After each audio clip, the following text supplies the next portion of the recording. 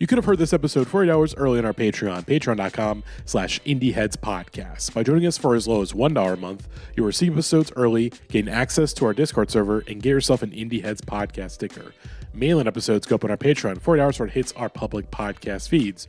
But if you're hearing this via our Patreon feed, we thank you so much for your support. We especially want to thank our Real Ones Patreon supporters, including Becca Etienne, Georgia Mikowski, History of Violet, Ataxin, Delaney Mothman, Josiah Duncan, Marcy Anime, Matt Cameron, Alex Krishmanoff, Cal50, Chance Holdup, Charles, Chris Wade, Commander in Beef, Gavin Forney Freak, Grant, Griff, I Want a Girl with a Short Skirt and a Long Penis, Ian, Insomni Black, Jake Wald, Jamie Aylward, Jay, Jenna LaFleur, Keep Autism Weird, Maze Farms, Mark Berry, Matthew Taylor, Max Kabazinski, Nicole Rifkin, Rena Kay, Robert Mariano, Sarah Moore, Tay, Tim Discount Prices, and Zach. And if you want to be amongst these names, consider upgrading to our Real One tier on Patreon, where you'll receive a bonus episode every month on top of other perks.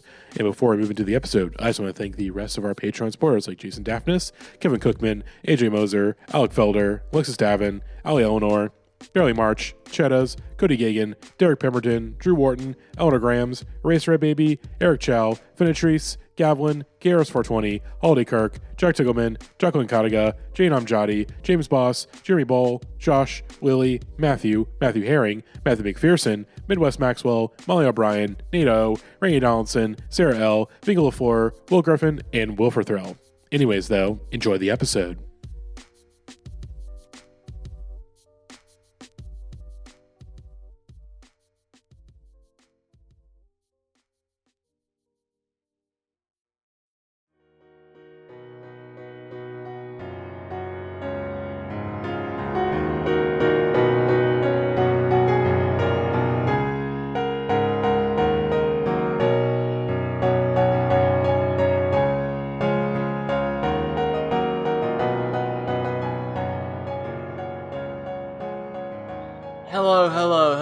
Welcome back to the Discogs Breakdown, a podcast about that Garfield sex music. We are back once again to record a podcast about the music of the Lonely Island, and joining me, as he will every episode, he would like to see that, is Matty Monroe. I was wondering if I needed to say that or if you were going to say that for me, but yes, no, I would. Yes. I would like to see that. Hello, everybody. It's Matty. We're back. Album version. And it's not just us two. Of course, we have a very special guest joining us once again on the Indie Heads podcast. We've got Shak Lambert back on the pod. Welcome back. What up? What's good, y'all? Oh my God. Well, we've had you on Rap Forum Veterans. We've had you on Best New Pod, but now we finally got you talking some real fucking music. some real street shit, you know what I'm saying? Not real hard shit. This album is pretty hard occasionally, and then it's extremely not. It only exists at those two polarities. Yes. It's honestly why I love this album. So, like, I know y'all go up for Incredibad, but for me, this is like, I'll say most of it, like 90% of it is, to me, Lonely Island's magnum opus in terms of a comedy album. Like, this is genuinely my favorite comedy album. Because of how, like, sonically, this shit should not be as good as this is. And I know that's like a Lonely Island trademark. No. Especially here. Like, some of these songs, I keep saying, I wish that, like, these instrumentals had, like, quote-unquote real rappers rapped over some of the shit. Like, We're Back Alone is the hardest shit I've ever heard in my goddamn life. Yeah. This album, I think, there's a little bit of it that is on the first record and also on the next one, but there's just like a sweet spot in the middle here where they're on a run of like being in sync with the sound of pop music in a way where it doesn't at all feel like it feels like the actual shit that's happening like alongside it, and they kind of don't lose that touch, but it's more like the sound of pop music changes in a way, and they're not as suited to. But like this, you're right that this album sounds just like you hear more of the major label budget, you hear more of the whatever, but also these songs, a lot of them are absurdly catchy to the point that they basically did become non-joke hits. Exactly. Sonically, it's fantastic. There's a few songs in there that, like, I'll say that, like, going back to it for the first time in a while, haven't really aged all that well. No. Yeah. There's some things we'll get to. Some people that it's poorly timed that we're talking about them this week, for example. And you know who that is, both of you. But yes, no. Let's just first, before we get into it, Shak, what's your general history with the Lonely Island? When did you first encounter these boys? So I encountered Lonely Island pretty much around the time that like Dick in the Box was huge. But the thing is, I didn't know Dick in the Box from the video. I knew it from my friends reciting it every single day in school without telling me what it meant for like 3 months straight. So I knew that, but I didn't know it was attributed. I didn't attribute it to the Lonely Island. The first thing I ever saw Andy Samberg in was like the trailer for Hot Rod, and I confused him for Jason Biggs for like another 2 months. The first thing that I was like, okay, this is shit that I actually like, I saw was the combination of both Lazy Sunday, but also Natalie's rap. Yeah. Just seeing them completely out of context. I think I just like saw them online because I never grew up on SNL. I grew up a Mad TV kid. And so SNL was something that always kind of passed me by for the longest time, but like just catching both of those on YouTube, I was like, these are fucking hilarious. And then I eventually did see Dick in the Box, and I was like, okay, so this is just Andy and these guys just doing just straight bangers all the time. What the hell? And so I just kept downloading those songs just offhandedly, thinking like, first I thought Punch You in the Jeans, they didn't make it. I thought it was a situation where like, you remember how Weird Al used to have songs attributed to him that were not made by him? Oh, classic like LimeWire shit. Exactly. I thought this was another situation, only to like listen to the album, was like, oh no, this legitimately is them. Yeah. And it's a good ass song. Yeah. But yeah, I became a fan very, very quickly. There we go. I was gonna say also, I feel like the SNL contingent too. I feel like SNL is a very like United States kind of thing. Like it's, I do wonder like how popular is it in Canada compared to like the US? I mean, it's still popular. It's just like thinking about like kids, like to me and like my humor sensibilities at the time, I always liked the crassness and the chaos of Mad TV more, and the SNL always felt like a quote unquote classic institution. And I never ever caught a sketch that I was like, oh, this is something that'll make me tune in all the time. It was always just Mad TV with like Michael McDonald or Key and Peele or Bobby Lee or Deborah Wilson, like one of them. I would show up and they would have a sketch that like I would see completely out of context and would have me crying laughing. And I never even considered SNL something like that until years after the fact, until like the Lonely Island era. Yeah. I mean, that is true that by the time we encountered it, it was less known for that sort of chaos band. But never forget that at the very beginning, I mean, the writers were stoned. The set was on fire. The sound system was fire. Jason Reitman made a little movie about this. Look, Saturday night, Lauren gets the job. Don't believe me, just watch. You know? God damn it! Oh. God, the fucking sorry. I stole that one from Rose. No, you had to say it. Shout out to Rose. That 90-minute fucking Lauren is the greatest man ever wank fest. I don't even want to say it's gonna be a bonus episode because that would mean I have to watch it again. And I don't want to watch that movie. I hate that movie like that, but it's so conceited. Again, it's a movie that would have been a lot better if Lorne Michaels was dead. And I don't want Lorne Michaels to die per se, but I'm just like, I feel like you can't make that movie until he's dead. You know, like when he's alive, I understand you maybe want to use him as a resource, yada yada. But I'm like, no, it's got to be after he's dead, where you can tell more of a true story about that, because it's a great idea for a movie, but I just don't think the execution worked all that well. You needed a 24-hour party people situation where the movie understands that Lauren is like not the hero of the movie, right? That is like poking fun at that, but no. Yeah. But we're not talking about Lorne Michaels. Well, we are kind of talking about Lorne Michaels. Lorne is the shadow that cast over this entire album, really. But yes, we're talking about Turtleneck Chain, the second album from the Lonely Island, released in 2011, and we'll kind of get into our overall thoughts as we progress through the record. But my thoughts going in, I want to just be very plain, very clear. Just an overall, and then maybe we'll get to more of the details as we get song by song. it is not as good as Incredibad. Incredibad was a record that just genuinely surprised me with how good it was. Like, beyond the fact that like a lot of the songs are just like very funny and just like good songs overall, the record is so well paced throughout. Like, the structure is so good, and sort of the diversity of the sound they're pulling from is a really, it's just like, it's part of the magic of it.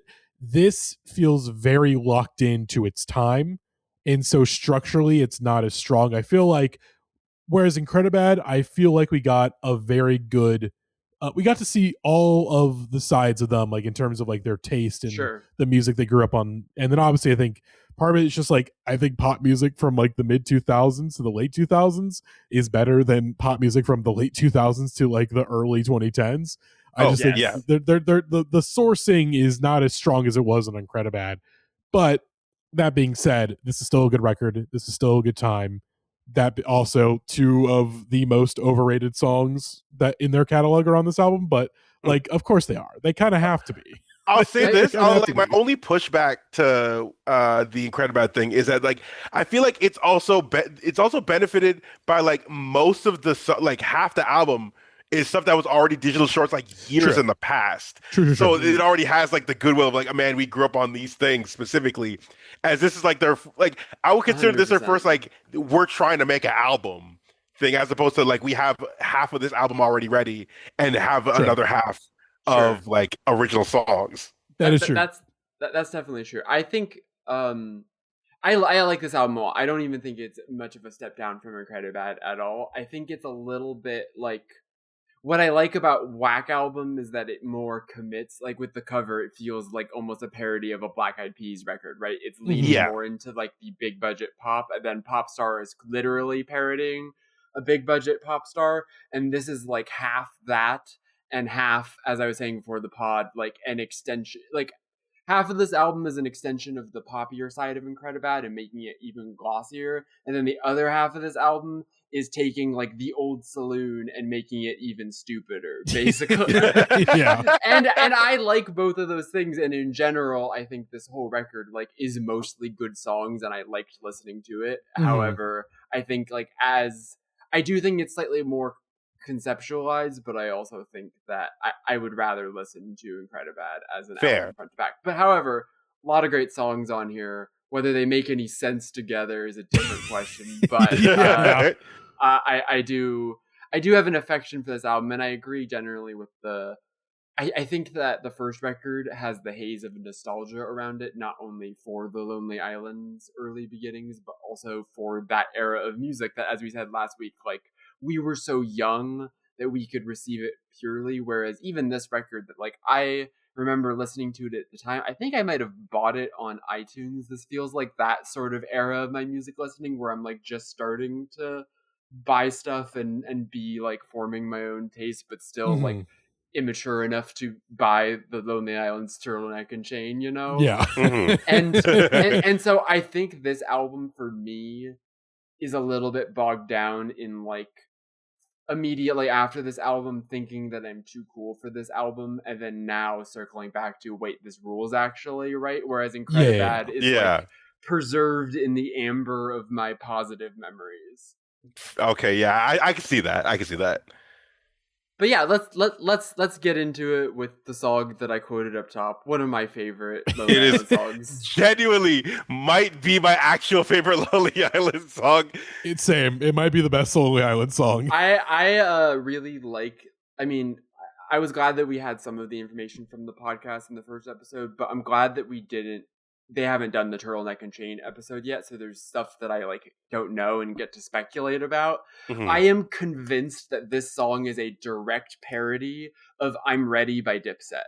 Like, I think that is exactly the template that they use, because I'm Ready is a song that similarly has a crazy hard beat, and every 16 bars is 8 bars of rapping and then 8 bars of them being like, hold me back, man, this shit is so fucking cool. The like back and forth between like rapping and it being like, oh man, you won't believe how good this rapping we're about to do is. You got Dipset. I got a little bit of like Rick Ross Maybach music. Like I said, this is Gangsta Girls. This is fucking DJ Clue. Yeah. This is basically any mixtape intro. Yes. And it's so like the beat straight, like I said, that beat, who the fuck produced this shit again?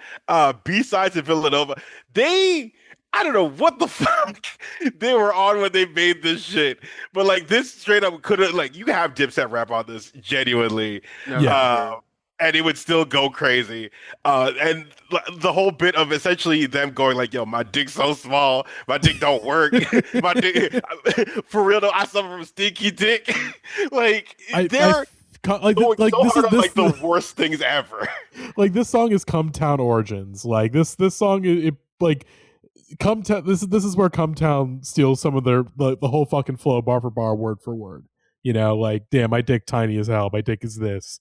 It's just it's an incredible intro, and I will say for the beats, if based on how Incredibad came together, I would assume it's very similar for this one, where the label just has a ton of beats, and they just again, this is something that easily like could have been picked by like a Rick Ross, or could have been picked by a Dipset member, or put on a Gangsta Girls mixtape, but it just so happens that like Lonely Island got to it first, and so they're like, all right. Like we're taking this, like all right, we'll make this work.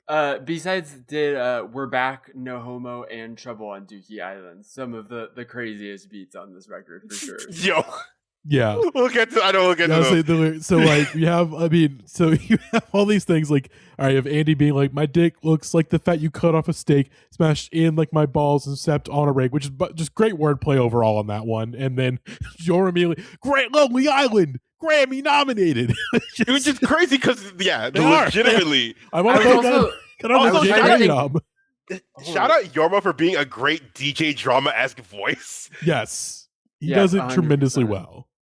I was just thinking, when does DJ Khaled start really taking off? Because this feels like it's almost like predicting DJ Khaled. This is DJ Khaled. He's already been around at this 2011. That's pretty much he's about to blow the fuck. He's been around. He's already existed. Like I'm So Hood had already existed. I want to say this is pre All I Do Is Win. If not, like actually, it's immediately post. This is probably somewhat inspired by DJ Khaled. Oh yeah, it's the following year.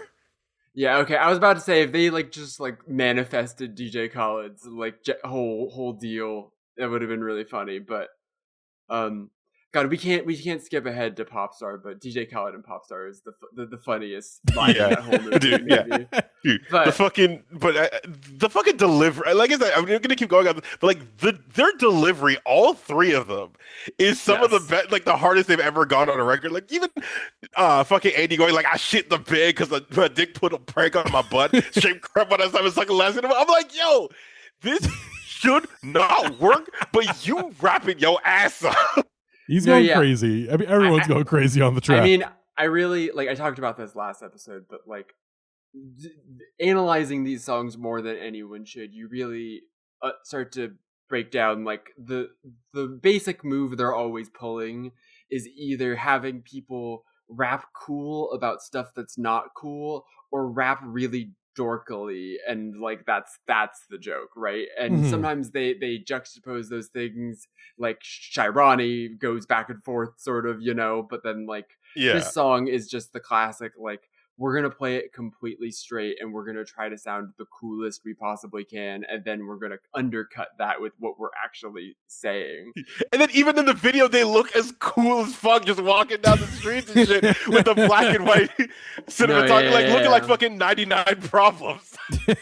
It's really sick. I also like that there's a version of this song that is one beat repeated, right? There's a version of the song where every single line is my dick is this, my dick is that. Yeah. The in true Lonely Island A to B to C to Z fashion, it immediately is CGI Marmaduke licking Garfield's nuts, and then Akiva saying, I got a friend named Reggie who lives down at the dump, and then Yorma going, that just sounds nice. I'm a color right there, game over, motherfuckers. Oh my god! I mean, got CGI Garfield looking Marmaduke. I would like to see that. That Garfield sexy. That they for real animated that shit in the video. Oh my god! It's an incredible thing. This song again, it has no right to be as good as it is.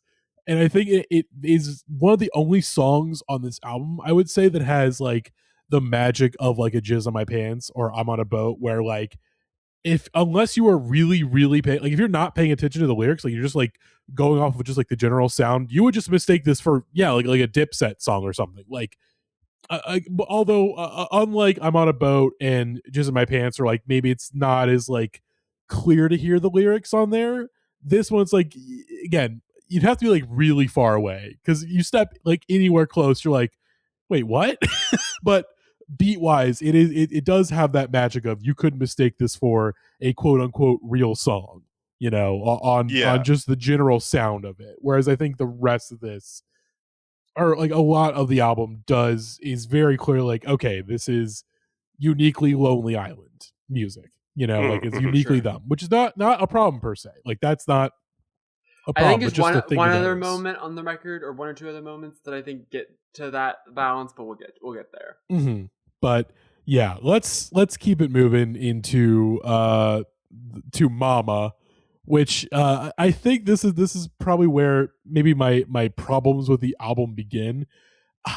This is gonna sound ridiculous, and I people are gonna yell at me, and I do think I deserve to get yelled at for this, but I don't have any other explanation other than, even for the Lonely Island, this album feels kind of immature for them. Like they are obviously like they're inherently very immature, but there's even parts of this album where I'm like, this is maybe a little too immature for them. And I think Mama vaguely gets into that territory where like, I think I wrote down in my notes that this is something that like, honestly, you put this on Popstar, it would probably work better on Popstar than on this album. It feels much more in line with the characters in that movie versus like this unique little pocket universe they've opened up on this song.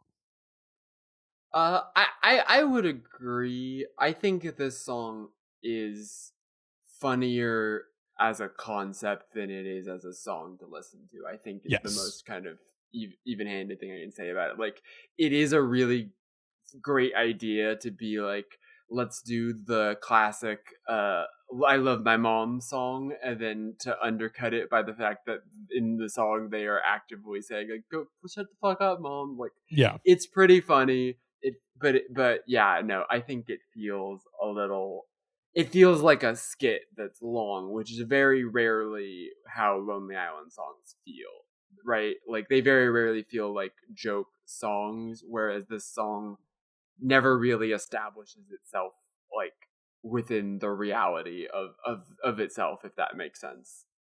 Mm-hmm. Hard disagree. I actually like this song a lot. I get what you guys are saying. Yeah. But for me, I think I do love that juxtaposition of just the immediate cut to like, get the fuck out, and like it's one where where I think if it wasn't for them completely smashing the studio in like the second half of it, that like I would feel in the way of like, okay, yeah, this is kind of running old, but like having all that chaos go on, especially in like the final chorus, that's when genuinely I'm laughing my ass off, especially when the dad comes in. They're like, yo, shut the fuck up, dad. Can't believe you had sex with that guy. that line is really funny. It's very hot rod. It's very hot rod type. I will say, in general, like the couple of tracks on this record that I have like quibbles with, it tends to be because there are better versions of whatever joke it's doing elsewhere, either on the album or in the discography. And kind of, I mean, we'll get to Jack Sparrow in a second, not to jump ahead in the track list, but like the song that is being recorded, but like the recording of the song is the song, that like weird reality breaking thing that they do on Jack Sparrow and other songs on this record. Like, I think this one is really funny, and I really like all of the like fake sincere mom lyrics, because it is really funny how like exactly there are songs like this from pop rap. This is like a song Eminem would release, but then it has the subtext of how Eminem actually thinks about his mother like added into it,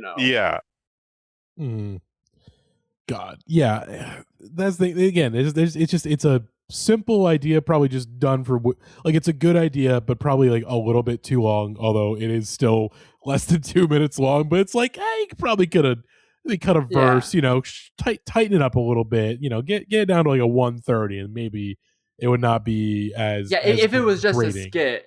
Yeah. If it was a little shorter and was actually intended as a skit, it being the second song on the record, a sandwich between We're Back and then two of their biggest hits ever, doesn't help it. Yeah, which unless we had any more thoughts on Mama, I mean, I think we should just get into the big ones, the two big hits off this album, first of which is I Just Had Sex featuring Akon, which it is so funny that this is essentially the last big Akon hit. Like, he doesn't really have any hits after this song. I hadn't thought of that. That is kind of Oh true. my god! Wait, I gotta look. You'd have to check. You'd have to double check like the Billboard charts, but like this. I think even just on a pure feeling, just pure like total subjectiveness. Like it feels like this was like the last big Akon song, and then he just kind of goes away from there. He goes fucks off. He's making that I signed Lady Gaga money. Tries to start like a futuristic town in Africa, and everyone's like, "Oh my god, he's so cool, he's so this," and then realize, oh, it was a giant scam because nothing good can happen. All right, nothing good can happen. But this song, it is the most overrated Lonely Island song, obviously because it's the most popular, but also like I just don't think this song is held up particularly well. Yes, it's not as fun. I think it is when I was saying. Even for Lonely Island, some of this feels a little immature for them. This is kind of one of the songs I get at of like. But the joke is, I think calling this song immature after last week, we were like, oh god, I just had sex. No, not just sex. Jizz in my pants is a work of true genius. That is true. I just had sex is so. I think immature is not the right. I think with this song, really what it is just that it got hoovered up into like epic awesome culture, what I mean? Yeah. I think that a little bit of it is that the whole joke of the song gets neutered a little bit when people are using the song the way the song is joking about people being, right? Like guys actually sincerely. But I also, for me personally, and this truly might entirely just be my friend Ivan's doing, but this song has like horseshoed its way. Like when I talked earlier about the cycle of like, I'm too cool for this. Actually, no, wait, this is hilarious. Mm-hmm. This one kind of has grown back on me again. And I think part of it is that the reason why it's their biggest hit is that musically, this is literally just like a radio smash of the time. Yes. Like, and probably this is also why I don't like where I I don't really like this song all that much because I actively despise like the pop music of like the early 2010s, especially like the post Black Eyed Peas era that were very like electro pop bullshit, and especially Akon was a big part of that. Also, I did check, this is like his last he did have something charted and a lot of like collaborations like David Guetta and shit like that, but this is like essentially the last really big one. This and Sexy Bitch are like his last true big hits. Yeah, and so I don't dislike this song. Like I'll say this, I think Yorma is the big reason why this song is kind of salvaged for me because a lot of his delivery is 100%. hilarious. There's a lot of great Yormaisms on this song. The best 30 seconds of my life. I mean. Even though I think she might have been a racist, the way those are like, okay, little Yorma-isms that I'm like, you're making this song palatable for even my biggest recoils on the music of this era. We'll talk later when we get to another song about my favorite maybe Yorma line ever that we discussed briefly last week when I was describing my connection to Yorma as a writer. And obviously we don't know because they write lines for each other all the time. Yeah. But I'm gonna go ahead. I'm gonna go out on a limb. This is Yorma right here. This 3 lines, best part of the whole song. Never guess where I just came from. I had sex. If I had to describe the feeling, it was the best. When I had the best sex, man, my penis felt great. And I called my parents right after I was like, that was in my notes too. That was in my notes too. Like they're so clever, but truly. when they are stupid on purpose is honestly sometimes funnier when they are like really clever, you know? Yeah, 100%. And it's the juxtaposition of those two things that is always entertaining. 100%. Also, the line, which I think Andy sings it, but it also feels very like Yorma written. Had sex, undressed, saw her boobies, and the rest. Immediately followed by, was sure nice of her to let you do that thing. Oh God! It like I said, that's the thing. It's like I still like the song. I still think it's good, but it does have the hallmarks of pop music at that time, which is it's just not a great time for pop music, and so therefore this parody of it is not the best. Yeah, like this is one of the few Lonely Island songs where we are bordering on. It makes. I mean, I talked about this on the last episode, but there is so much, like so many bad parody musicians that popped up on YouTube because of the Lonely Island. Like, Lazy Sunday, Lazy Sunday was like an atomic bomb, right? Like again, they are Oppenheimer, and Lazy Sunday is the atomic bomb of they do not know what they created. Dude, what was that fucking Key of Awesome? Every time those people showed up with a fucking parody on my YouTube, I'm like, absolutely the fuck not. Yeah. Epic Rap Battles of History is the really obvious one. Also, I talked too much on the last episode about Lil Dicky. Oh, trust me, I was entirely on your side. Lil Dicky's the worst fucking thing to happen to fucking comedy music. But I will, just to bring it up one more time on this episode, this song is a song conceptually that you could imagine Lil Dicky doing, and that's the meanest thing you could say about it. But the biggest case for it is that the Lil Dicky version of the song would be so annoying. Oh God, yeah. He'd be smug about it. It would be trying to have its cake and eat it too, which is the whole. Whereas the whole point of this song is that they are making fun of the people that then immediately would like use the "I just had sex" image as a sincere joke that, you know, like.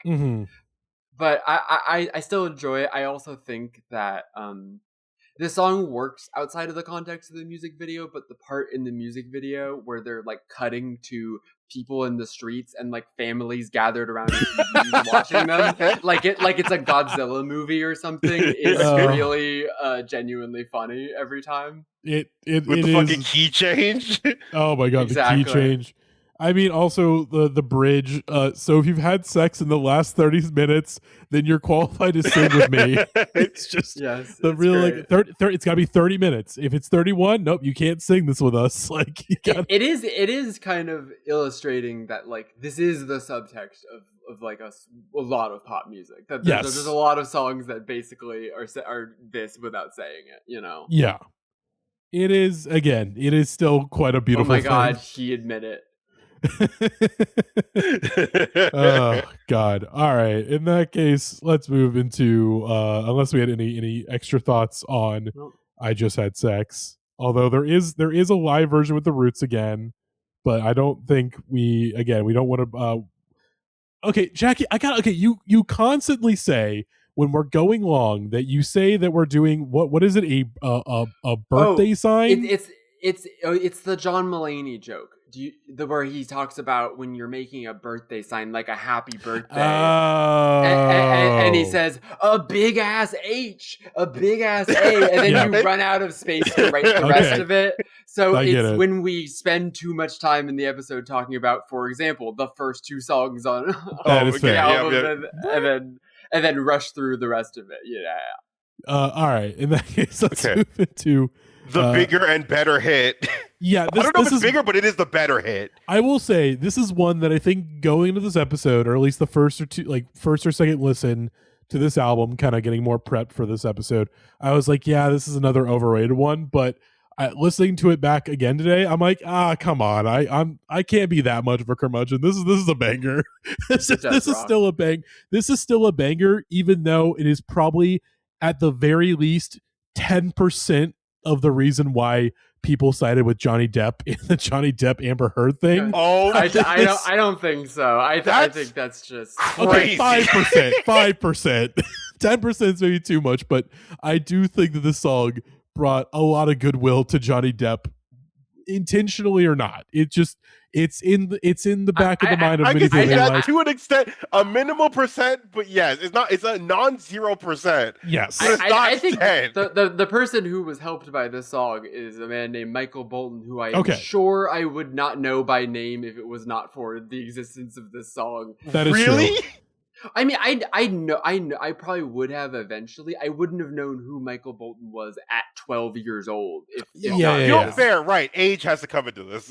Yeah, and like I think that him getting a Netflix special like the last 5 years or whenever that was, that does not happen if this song does. Like this song, more than almost anyone, like boosted and partly because he gets to be the like character in the song as opposed to the lonely man. Like they're playing the straight man to him, and which really steals the show. and like going into the song, like that first verse, it is the most quote unquote average regular rap verse that they've ever rapped.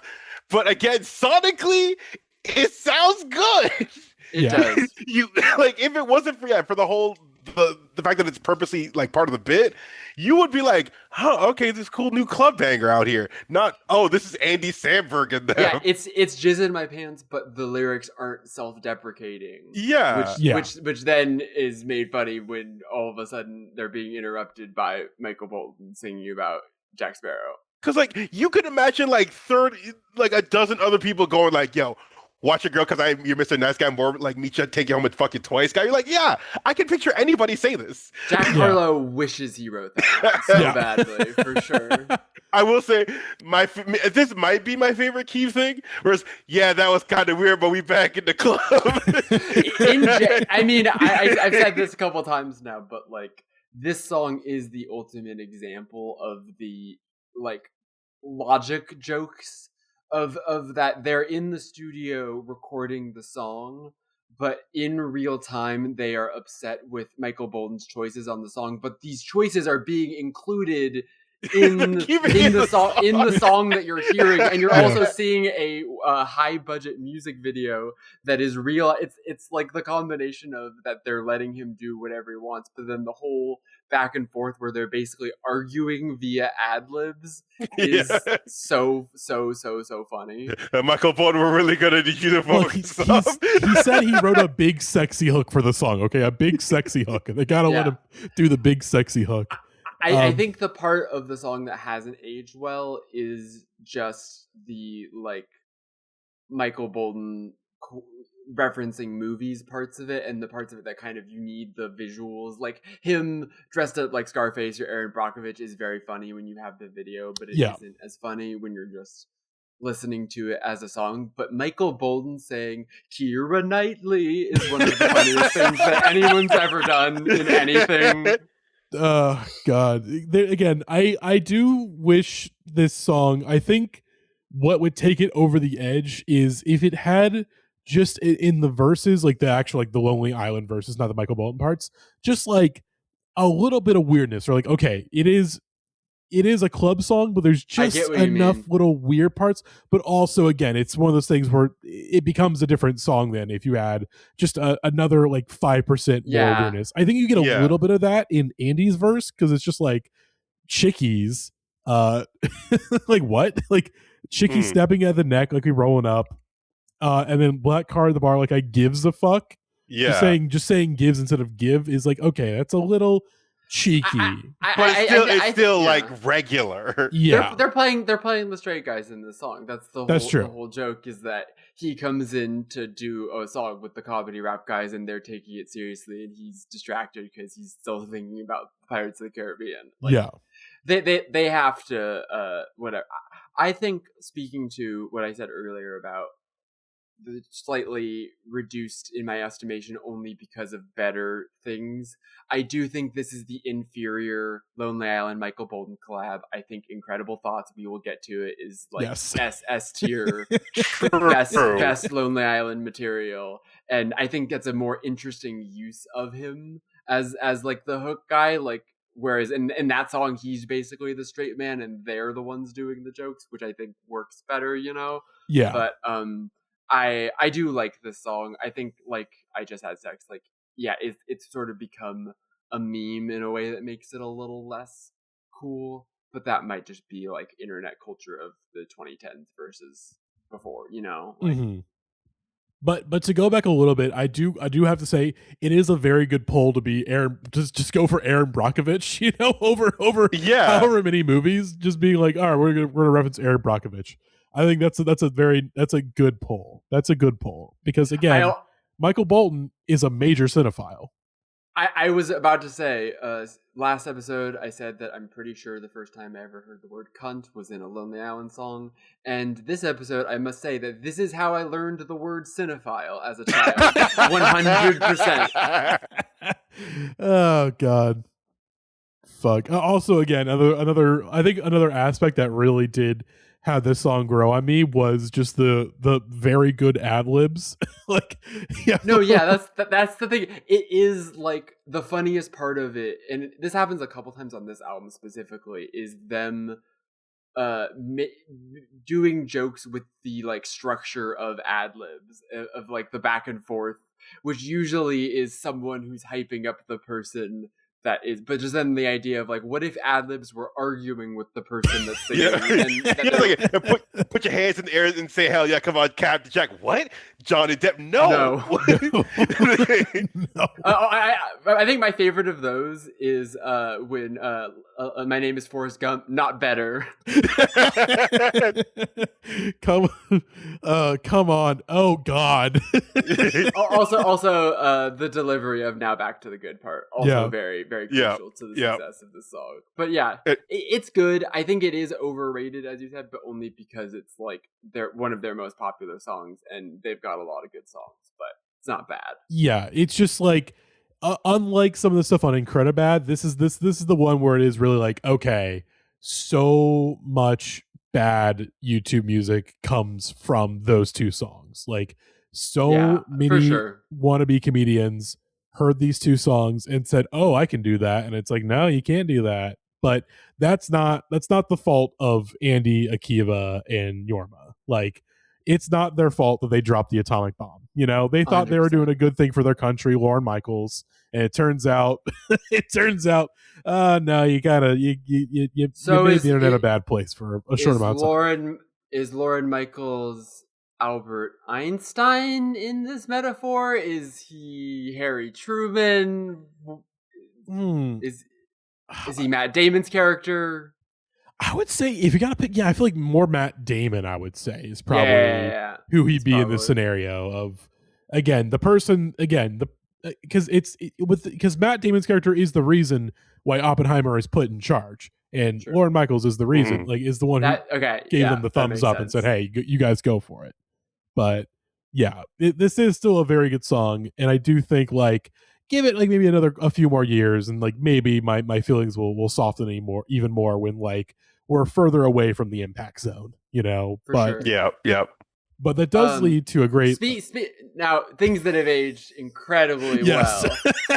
Matty knows exactly where I'm going with this, but I've been saving this basically since we decided to do this series. I shared it with Grace offline after we did our last episode, but this is literally the Dare song Girls. It is exactly the Dare song. Okay.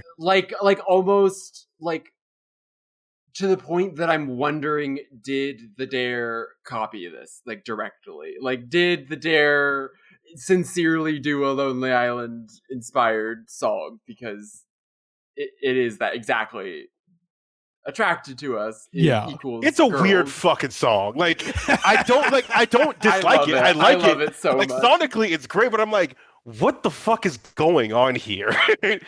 It's them just straight up doing a Beck song, because Beck also produces as the feature, but what the fuck is going on here? I think the Beck is, I think that's the thing that I'm between you two of I do love the song. It is I do think that they should sue the Dare. They should absolutely sue him for ripping off the song. That being said, it is a Beck song from 2011, so it just kind of sounds a certain way. And listen, the only Beck songs I've ever listened to willingly are Loser and E-Pro. Anything that's not that, I don't know what they could be. Yeah. I will say I didn't realize that this is actually produced by Beck, because that kind of does break my theory. When I heard this listening to the album, I was like, was this supposed to be Matt Bellamy of Muse and they got Beck instead? Because the bridge of this song sounds like fucking Muse. Like, he sounds like Matt Bellamy on the bridge. And I'm like, is this supposed to, why is there a Muse bridge to this Dare song? Like, that part of it for sure doesn't make any sense, but I do like, because the different naming different types of girl, like club song, and sort of trying to have them all feel included so that they'll all dance like that. That has existed. It's not like the Dare or them invented it, but I really like the because we're shy thing. Yeah. We're nice and shy. We're polite and shy. It is like, there's a song later on this album, and that we'll get into, that is also, I think, that was also a great discovery going into this episode. There is an energy to the song that I would describe as it's let's see, I'm gonna try, how do I say this without being, I don't think I'm gonna be offensive by saying this kind of feels like the song equivalent of when they get American actors to be in Japanese commercials. Like, yeah, follow my through line, where it feels like this is the from the boys, a perspective of them singing to people that are from like a different country or like a different culture completely. Like, that's what this song kind of feels like to me. And if that didn't make any sense, then I'm joking. I'm off the shrooms, okay? Yeah. So I'm not talking any sense. We're on shrooms. I won't keep hammering this point. I will just say for the last time, space girls, you are attracted to us. In your face, girls, you are attracted to us. That literally could be a line on the song "Girls" by Dare. 100%. You wouldn't have to change it at all. It is patently absurd that and if anything, I'm like, of course, famously, I did not like that song at the time. It is a song, but within a year after release, also hated it, because I think I've told the story on the podcast, so I won't repeat it too much. But hearing it twice in one night during like a DJ was a true Joker-fying moment of, oh my fucking god, this guy needs to die. Like, he needs to die. 100%. But again, it's so fun. We're sweet and shy. We're so shy. It's so good. It's so good. But that brings us to song number 6 on the record, Rocky. And oh god, I don't particularly care for this one. I can't lie. I do, but here, like, I like this song. I don't love it, but it is one of those ones where, first off, I am very familiar with the song that's directly parodying. It's the fucking Aaron Carter's "How I Beat Shaq." It's When I Beat Shaq. Yes, and I fucking hate that song for obvious reasons. Yes, and so I like going into this. I'm like, all right, how's this song? Like, how's this gonna go? And for it to go straight into just hyper violence, I was laughing. Like, even now, I was laughing my ass off. Like, in this listen to, because I haven't listened to this one in a minute. Also, again, production fantastic. Shout out DJ Newmark for fucking Jurassic 5. But yeah, it's just the standard like hip hop storytelling song. Saying, "Hey, I'm gonna challenge Rocky to a fight," and you're thinking, "Oh, he's gonna like come up with some like wily way to beat him," and it's like, no, Rocky. Uncharacteristically, like, this isn't Rocky. This is straight up Rambo, just murdering the shit out of Andy Samberg. It's to me, this is very fun. I do love. Hold on, let me find the line. It's a sucker punch left and a sucker punch right, and 28 consecutive sucker punch right. No, this song is a song version of the early Lonely Island skit Hero Song. Where Andy Samberg is singing like a Phantom of the Opera style song about how he's a superhero protecting the city, and when he jumps into action to save someone in the song ends and he just starts getting punched like 20 times in a row, and like the general joke of, we're gonna build a song up like it's gonna be taken seriously, and then just like pulling the like literally ripping the arms off of it is pretty funny, but I do think this is a little bit in the mama category of funny concept, not something I'm gonna listen to a whole Fair. bunch of times. Mhm. I will say I also do like the just completely cut off the music at the end of like that's about the time of Fought Rocky. You can picture everybody going like, ooh. Yeah. I will say the song, it is like like I get the conceit, I get what it's parroting. It's just not that funny to me. Although there is one very funny line, which is then Rocky pissed on me, customary in sports. Like the song is almost worth it just for that alone. Like that's again. I don't know. This is one of the few Lonely Island songs where it feels like it could have been written by anybody else. Like this does not feel that is super fair. unique to that them. is true. Someone else coming up with it for sure. But yeah, I not much to say. It's just it's like, hey, what if this but different? Like, okay, move on. Yeah, and I also think that they do this a lot where like a song will start with like it's really funny in that song, whatever. What if we tweak it a little bit? But they always take like 3 more steps than this song does. Like Yeah. the way that they take a parody idea but then jump off of it or like add 3 other ideas that are incongruous with it that work somehow. Mm-hmm. Like this is just a little too straightforward. Yeah, but that brings us very briefly into my mic interlude with the return of Normal Guy for a very brief amount of time. The return of Normal Guy, who again, I'm checking the let's see the lyrics here. Oh yeah, that's Normal Guy.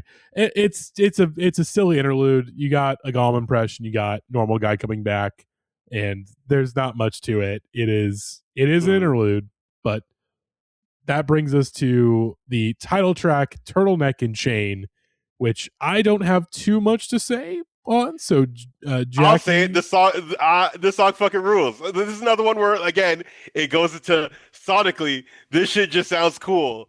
And they're just singing about fucking turtleneck chains and light beer, and it's just fucking good, man. I don't know what else. Like this is one where I'm not gonna hypothesize too much on like any like type of analysis.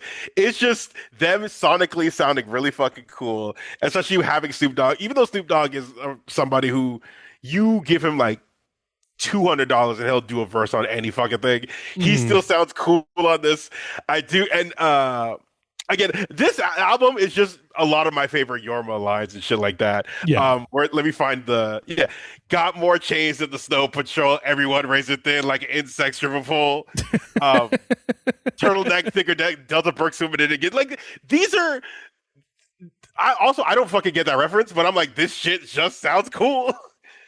The song is, I would say, pretty similar to Dream Girl off of Incredibad, of just like how many like little jokes can we throw in here? Like, okay, like how many times can we say the phrases light beer, turtleneck, and chain in different ways? Like, how can we take these 3 things and write literally as many lines as possible about these 3 things and these 3 things alone? It is a wonderful writing exercise insofar of that. Although I think it's a little bit kind of stepping on what it's a weird song for them because this is almost like a Just Two Guys song that they produced like it's a good song as opposed to like it's an intentionally bad song. Like the whole bragging about like very specific like fake masculinity stuff is kind of Just Two Guys coded, but because they get Snoop Dogg, it's like, okay, this has to be an actual like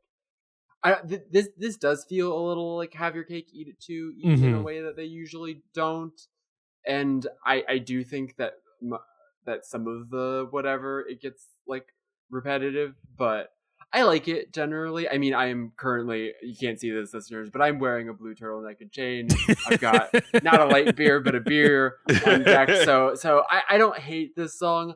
I will say my favorite parts of the song are, once again, the stupidest parts. Particularly, I really like the Andy line where he's just saying the words in an order that doesn't make any sense. Light cup, beer drink, thin so chain, neck turtle, fat man, won't say it again.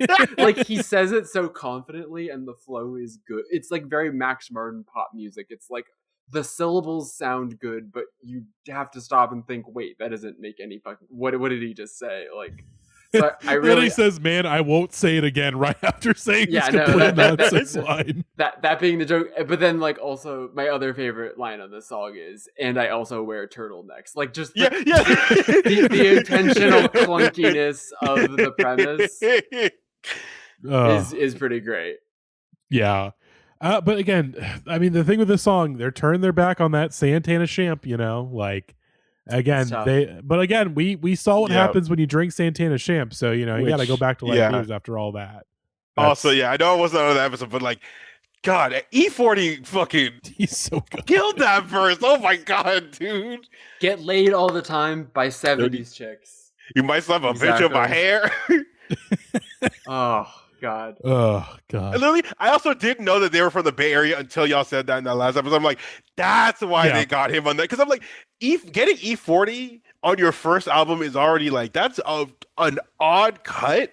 Like, that's an odd thing to do, especially because it's like a couple years after his like second prime with like it's in between E40 eras, kind of. Yeah, that's what I mean. Fucking Tell Me When to Go and like that like Lil Jon era that he was in. Tell me when. But so hard. But yeah, that shit rules. But yeah, I like the song.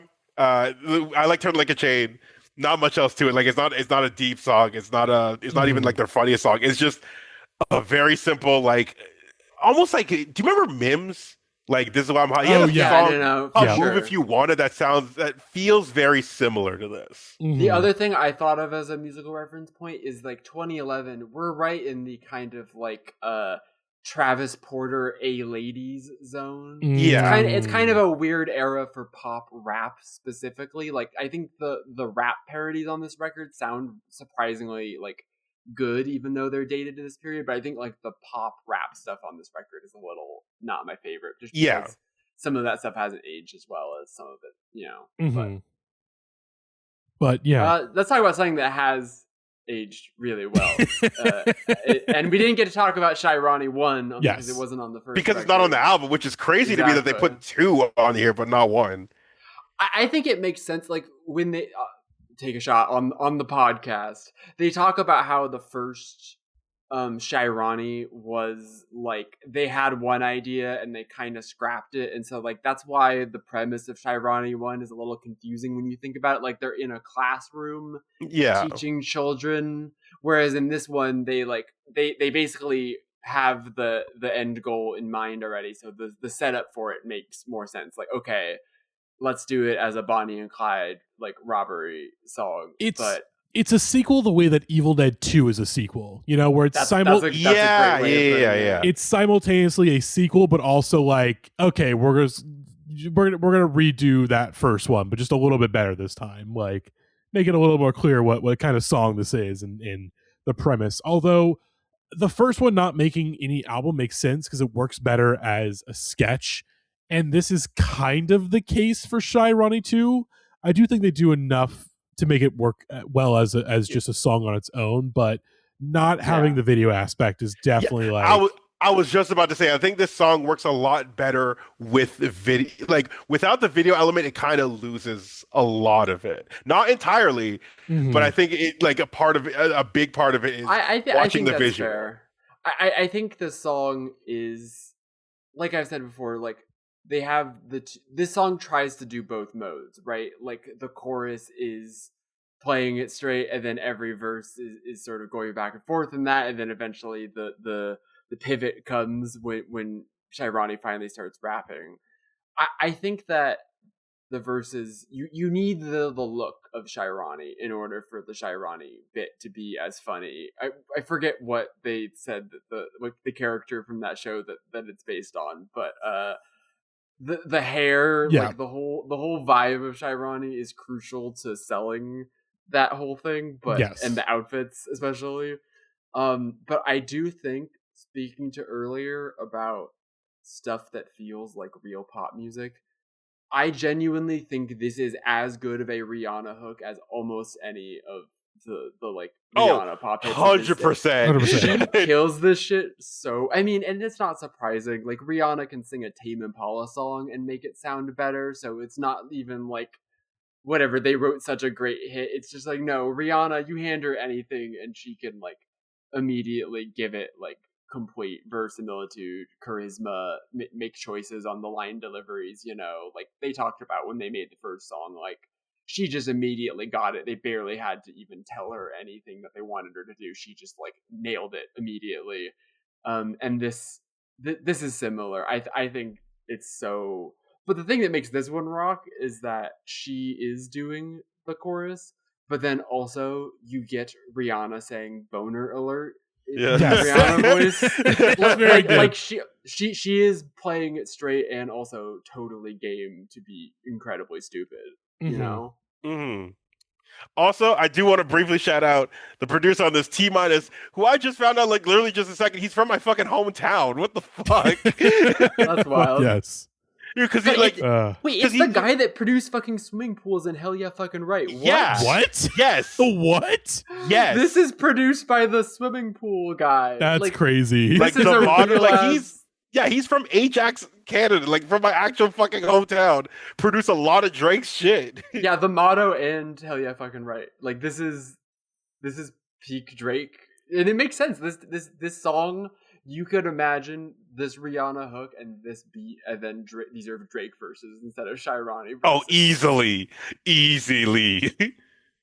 God, it's a fun time. Shirani too. It's kind of surprising Drake never did a Lonely Island song. Doesn't it feel like I think it just came down to timing, I think, because basically around the time that he like starts doing his first like hosting stints on SNL, because I think he didn't host SNL until after Andy had left. Yeah. So it does make sense. Think it's, and also I think like and by the time that like Popstar comes out, this is around the time of Views, and that's kind of where Drake is more like, I'm taking myself more seriously. Yeah. More seriously and less, but that's the thing, is that like I think part of it is that at this time he was still trying to get over the "you're Jimmy from Degrassi." Like he's doing so much posturing at this era of time that maybe he didn't want to like be in on the joke yet. Whereas later he's doing like "I'm too sexy," you know, like he's trying to be like, "Oh, I get it," you know. God, yeah. I don't want to get too mad about Drake on this. Just like what the fuck happened? Let's move on. Let's move maybe my second favorite song on the album. This one is one of two that has really grown on me through this process. Like I had heard it before, I think, but I don't think I had ever appreciated Trouble on Doogie Mountain until like this week. Like so this good. Is straight up, this is a Ghostface song. This is them just doing some like Wu-Tang like full on like get mafioso type shit, just with a big old shit joke in the middle of it. And normally shit jokes are so hit or miss for me, but this is one of those ones where it just hits every single goddamn time they fit the dookie in. Like, and again, also this goes back to B-Sides to Villanova again. Where the fuck are they making this shit? No, this is a crazy beat. It goes this so beat hard. Is fucking insane. Yeah, I really love this song. I think part of why the poop joke works as someone that's not usually the thing that gets me. The delivery on this song, like there are so many great like crazy over the top aggro voices that they do, like the way that he says "Dookie's popping out of my shirt," like with so much like gusto. But that's really the thing that gets me with this song is the logic of the Dookie jokes making less and less sense. Like the first time it comes out, it's "hit the pavement, Dookie busting all out of my jeans." So you're like, okay, it's like he's scared of getting shot at. Oh, I get it. He shit his pants. Like that's going to be the joke of the song. But then it's like the dookies are coming out of his shirt. How is that? Why are the dookies coming out of his ski mask? Like why? Where are the dookies coming from? Like it's just so. It's so perfect, which is just like doing the stupidest thing possible and then finding a way to like add layers to it. God. Okay, I'm reading the lyrics here. The Jakes, Oh, okay, that's a reference. Yeah, the cops.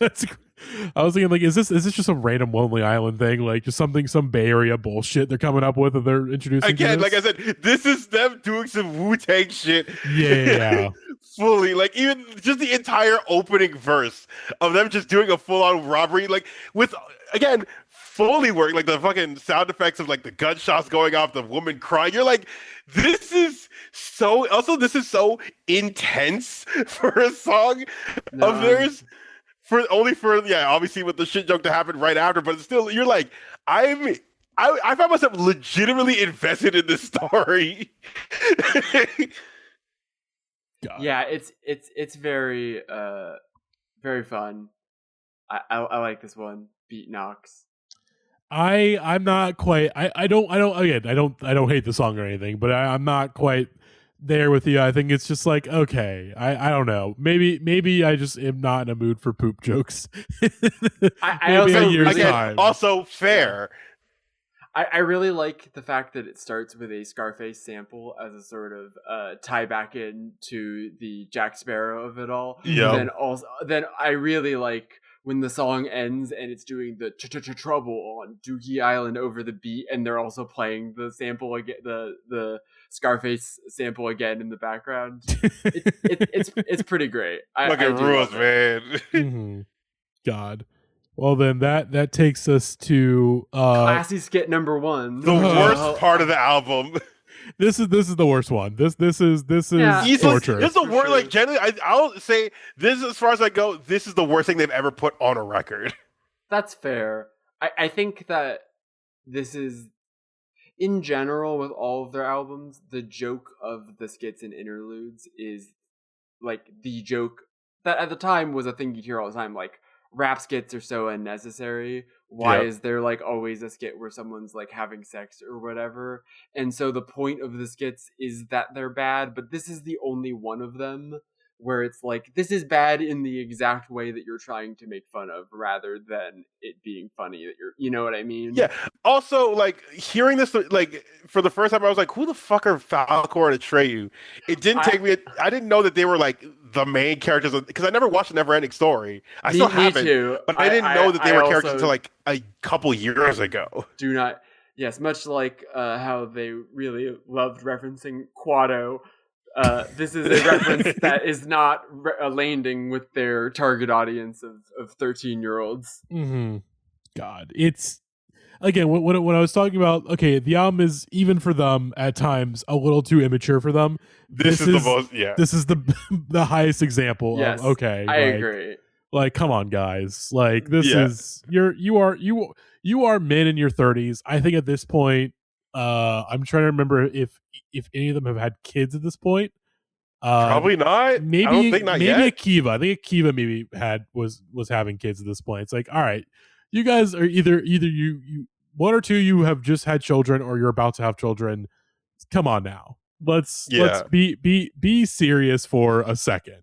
But that does bring us to Go ahead. The entire, like, how do I feel about Turtleneck and Chain?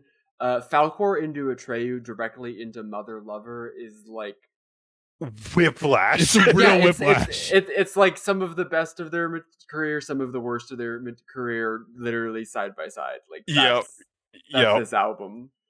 Because Mother Lover. I mean, I already said that We're Back is the best Lonely Island song. Mother Lover, I would say We're Back is the best Lonely Island song. Mother Lover is the best SNL digital short. That's a very fair. That's fair. It is crazy how good this thing is. It is honestly, I think part of the reason why I view Turtleneck and Chain unfairly compared to Incredibad, where I feel like Incredibad keeps up a level of quality that's very consistent throughout the runtime.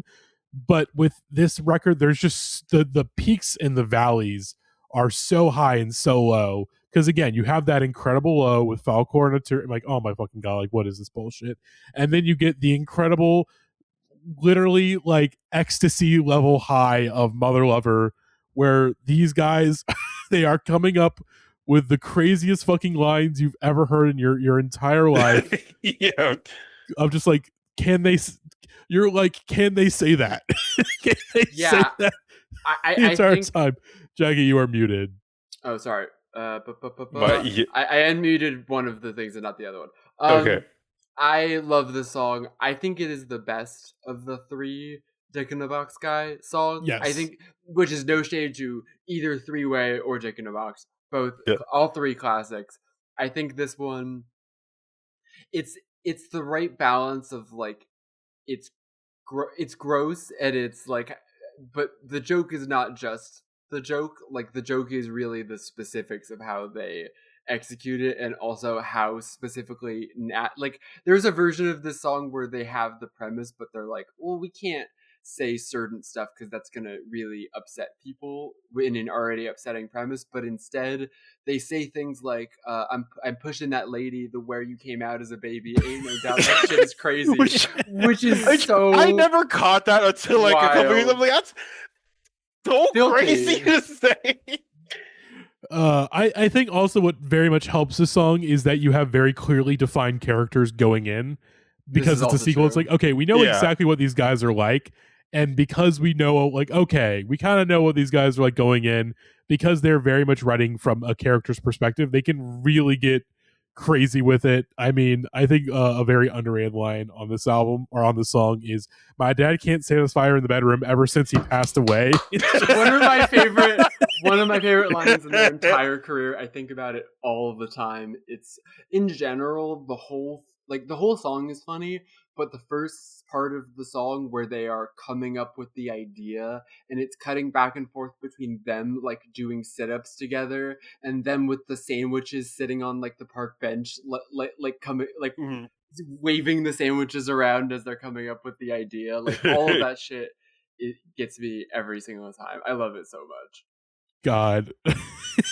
Just musically, just so fucking insane. It's even crazy just, beat. Even it's a just crazy like beat. The bridge is so bad shit.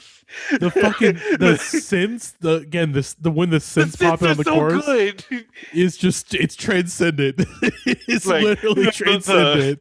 It also, it's what kills me. The ad libs wise, my favorite is Justin Timberlake after the "and while I'm in your mother, I'll never use a rubber." Oh, the O is the funniest O that's maybe ever happened. It's so good. I've said it. I've shouted it out several times before. I'll say it one more time. We are so cool and thoughtful, which is a Yorma line, as they reveal the podcast, is incredible. You're like, yes, this is a great idea. Immediately, yeah. This is the second best idea that we've ever had. Is also being sung by Justin Timberlake is so beautiful. Like, oh God, I mean, I will say, when y'all get to 3-way, just know I wrote that entire goddamn lyric sheet on Genius. Oh my God. I'm not even kidding. I literally, that was the one I was like, I'm there day one. Like, the day after that skit aired, I'm like, I'm writing the whole fucking thing. Fuck yeah, that's great. Oh God, I mean, we kind of got with a bridge of like, when I'm in your mother, I'll never use a rubber, but like, the visual of them being like face to face, like head to head, so serious. Like, it would be my honor to be your new stepfather. Oh my God, it's I also really love the, as we've talked about before, they're really good at getting to the premise quickly, and sometimes that involves the joke being how sweatily they will get to the premise really quickly. And they broke this down on the podcast, but the logic of, oh dang, what is it, dog? I forgot it's Mother's Day. Didn't get a gift for her. But then one line later, he's like, damn, I forgot it too. It's like, you were just how did you not realize that first? Because again, these are the two dumbest guys on earth. They are really stupid. That is the thing that helps. Like, and also, I think the other thing that makes this get work, not just that Dick in a Box already happened. Dick in a Box, they like slow roll that, you know, that they are bad because the song prevents the critique of itself by the song ending with them being arrested, even though the song itself doesn't acknowledge that they get arrested at the end of the video. But the fact that this song starts with them getting out of prison and that this is their first idea. Yeah. It's just like it tells you everything you need to know, even if you didn't see Dick in a Box. Well, again, nothing in this song is illegal, okay? Morally, in terms of morality and ethically, look, there's potentially issues here. Are you saying it's like jerking off on an airplane where it's frowned upon? Well, I think that's illegal. That's a line from The Hangover. Oh yeah. But no, it's really great. I think that speaking of like having your cake and eating it too, this is the most successfully any comedy song ever does that, where it like is genuinely like kind of a banger pop hit. The fact that I mean, we've talked about that the major label budget like really does help them and they get these beats from people. But fucking Asa Taccone, who is the younger brother of Yorma, not only produced this song and a bunch of their best hits, he produced "Feel It Still" by Portugal the Man. Yes. He produced the Weeknd song from when he was on Family Guy, and he did a song like a he did that. Oh my god.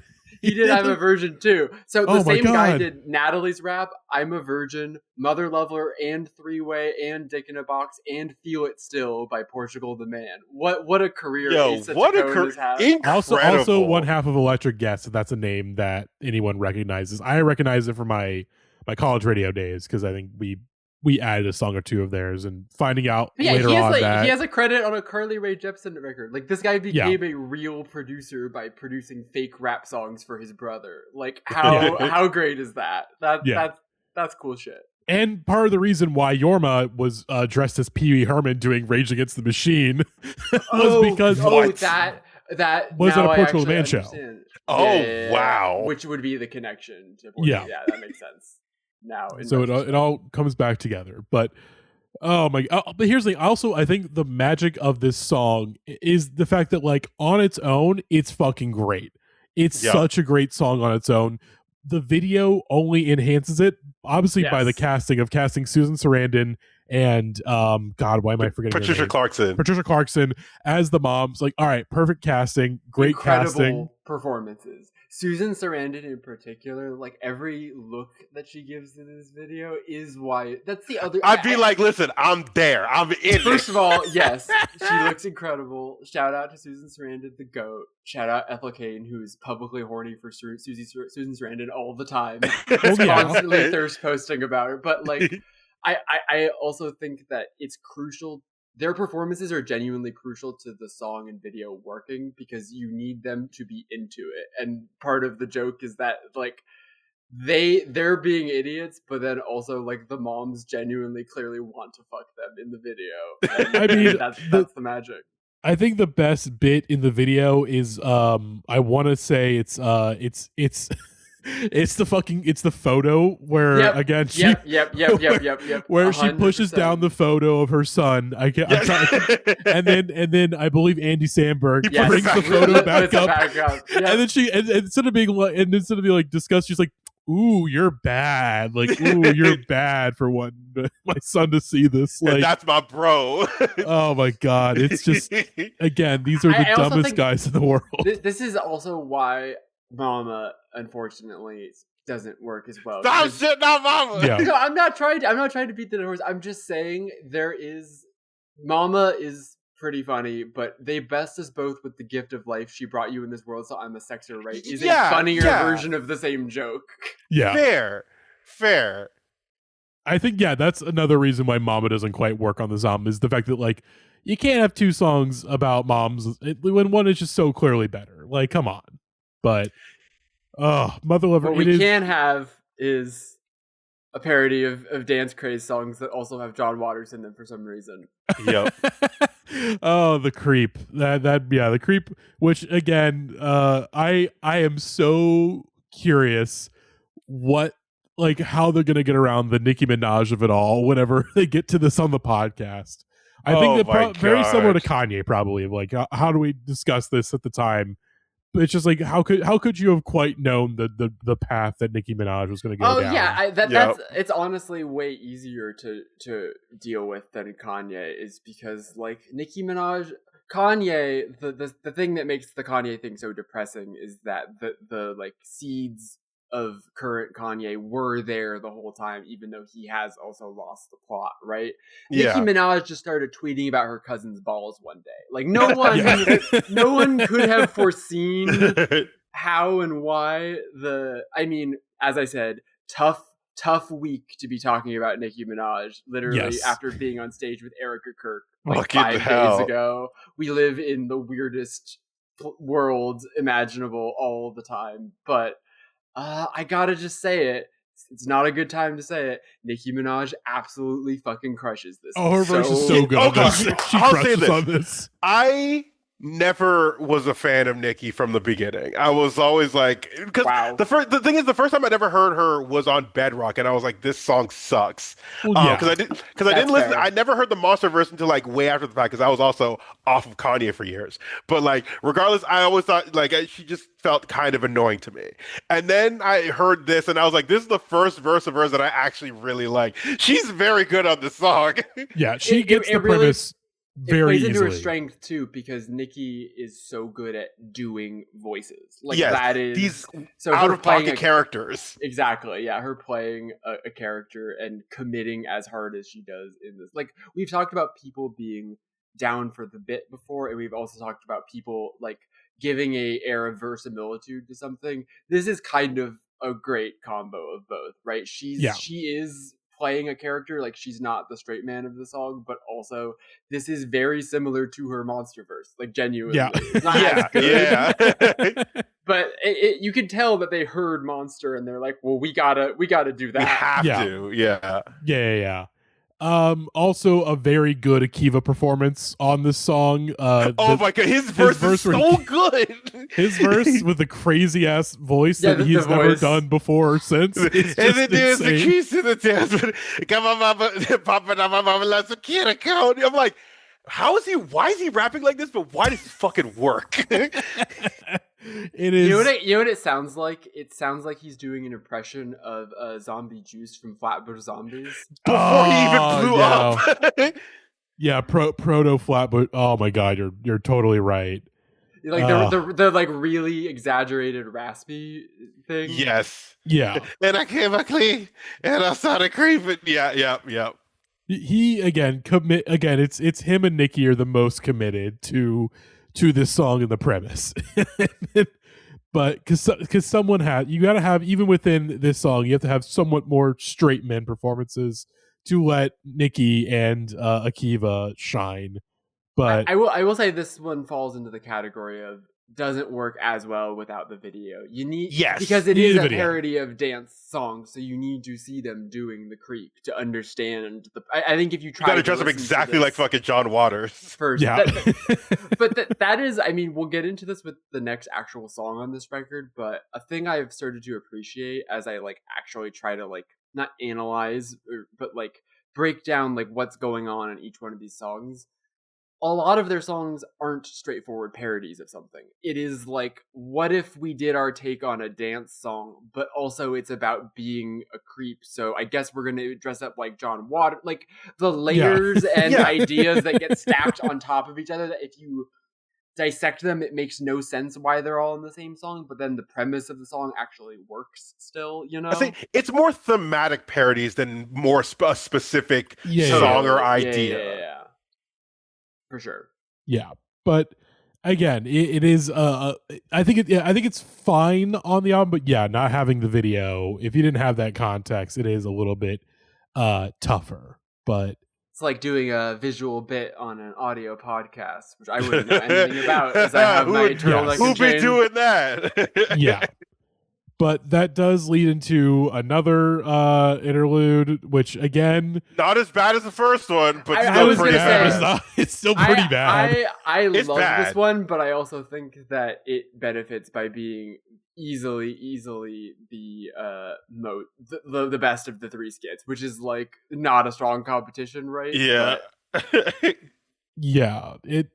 But again, of course, Yorma, who again is somehow especially skilled at the going hard voice, as heard on "We're Back," of like damn, this dude, he does a very convincing he's very convincing as someone like, hey, we're getting fucking hard in the paint, but yeah, there's a song about watching people making people watch you jerk off. So, yeah, that's it. That's there's not much to it other than like, let's move on. Let's Wait, move hold on. to, There's one thing I saw this earlier today, and I do need to. I think they're saying that this song was sampled by a Bella Thorne and Zendaya thing. It says, this skit parodies the "Watch Me Do Me" slang phrase and was further popularized by the Bella Thorne and Zendaya song "Watch Me" after this album is released. Apparently, the song doesn't sample it, but they say "Watch Me Do Me" in that song. The thing is it's just because like that phrase was a thing for a while in that time. Because I'm thinking like "I'ma do me" or "I'ma do" like that. Like I think of like Rocco specifically, like that song "I'ma do me." That was a pretty decent hit on like as far as I know, like the hip hop charts. But like, yeah. It's more of a general thing rather than a specific song. It was just like a phrase that people just said at that time. No, yeah. I mean, I thought that this was more a parody of specifically Drake saying, "Oh yeah, I'm doing me," Yeah, that could fit in within it, but yeah. Anywho, let's move on to a much better song. A classic. So we talked a little bit about the weirdness that this song comes out before Boombox, but Boombox is on the first record and this is on the second record, which I think in general my slight like less appreciation in this record is because it kind of blurs together with the era of the first record, like literally and figuratively. I had this thought today.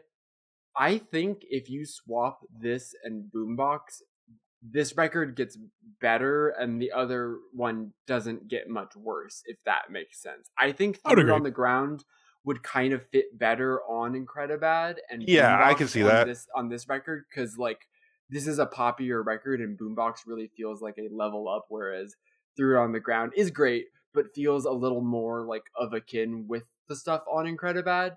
Yeah, I see what you're saying. Yeah, I think both records would feel, because I think this record maybe needs one more like top tier Lonely Island hit on it, whereas Boombox almost feels like excessive on the first record. It's like the first record didn't need Boombox, whereas the second one could maybe use it, and Threw It on the Ground technically came first. So if you swap those two, I think that it improves the overall, But I'm totally it is great. I love Through It on the Ground. And I love this song, but it's also, I think this one also fits in it almost kind of works better with the visual. Oh, 100%. I mean, this song worked backward from the visuals. They talk about it on the podcast that they had this slow-mo camera and they're like, we want to use this idea, this like visual for a bit. And they wrote it reverse engineered from we want to throw stuff on the ground.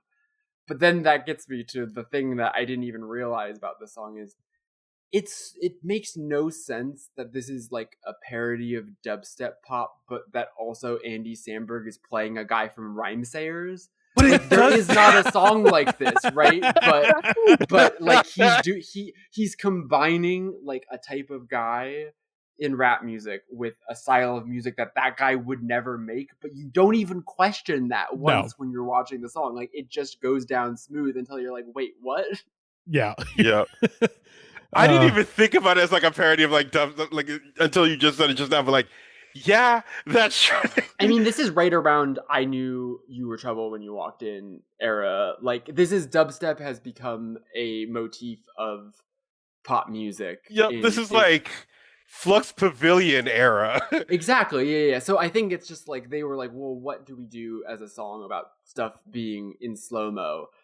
Dubstep makes sense. That's happening right now. Let's do that. And then they're like, well, what are we doing in slow-mo? We're throwing stuff on the ground. Why are we doing that? I don't know, because we don't want to be a part of your system, man. Like it doesn't. I'm struggling to even connect the dots in retrospect, but goddamn it but works. Like no, this shit is still well. It's so funny. And I know everybody goes to like the cell phone line, which is fantastic. But for me, it was always the birthday one, because like the what you want me to do with this? Eat it, happy birthday to the ground, and I threw the rest of the cake. Welcome to the real world, Shaq. Yeah, I think that's the thing. It really, the thing it's parodying that it gets so right is like that guy that is. This is before your friend that's too woke, but like guy that is woke in a way that doesn't even make any sense and is not only stupid but also like you're just being an asshole. You know, like the guy, the hot dog guy is so nice and he gives you a free hot dog and he's like, "What do I look like? A charity case?" Like he's just contrarian, you know? Yeah. He's the cray cray ultra contrarian. Mm-hmm. God. It you can't buy me hot dog man. You can't buy me hot dog man. It's just like what? It's just I also think she hands me her cell phone, says it's my dad. Obviously incredible. This ain't my dad, it's a cell phone. Also buried lead at the farmer's market with my so-called girlfriend. Yeah, I was gonna say that so-called girlfriend. So funny. So fucking funny. Jenny Slate in the video. Yeah, like really like so-called like what? What do you think she is to you? and then of course, so classic Lonely Island skit. Establishes the pattern, starts speeding it up, right? They do the dick in the box thing where like you think you've established the pattern and then the birthday cake line arrives like 2 lines sooner into the verse before you think you're gonna get to the verse. You don't even get used to it yet. So then it's like, okay, they've established the pattern, they've broken the pattern. What's next? Well, obviously, the next logical place for this dubstep / rhyme sayers song to go is 2 Hollywood phonies try to give me their autograph, and then they tase me in the butthole over and over and over. Obviously, that's where this song was going all along. Yeah. Okay, shout out Elijah Wood and Ryan Reynolds in the video.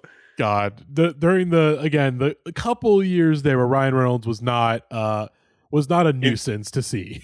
Yes, he wasn't a complete nuisance.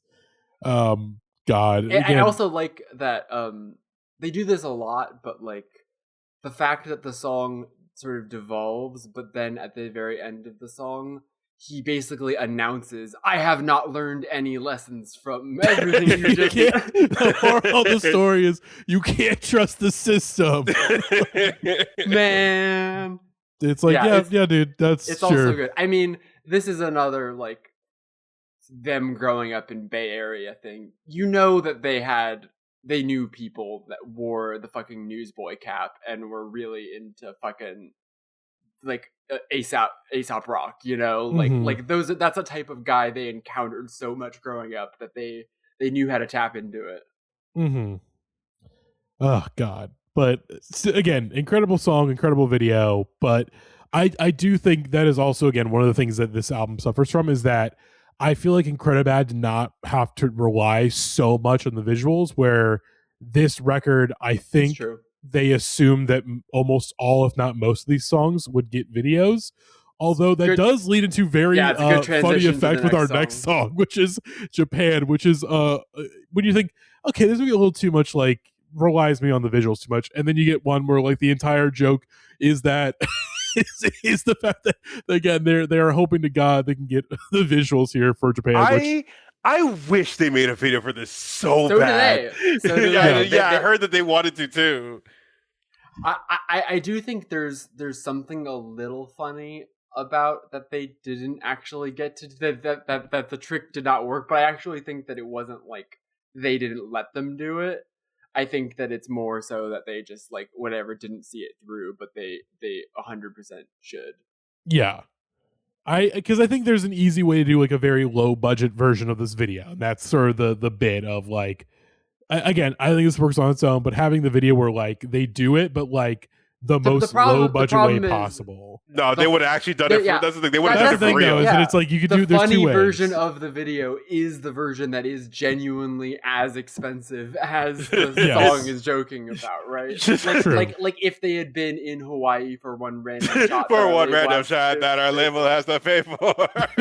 I also think it's clever that the song is simultaneously a joke about writing a song for the music video and also a joke about like white people going to Japan, right? It works on both of those levels. Yeah.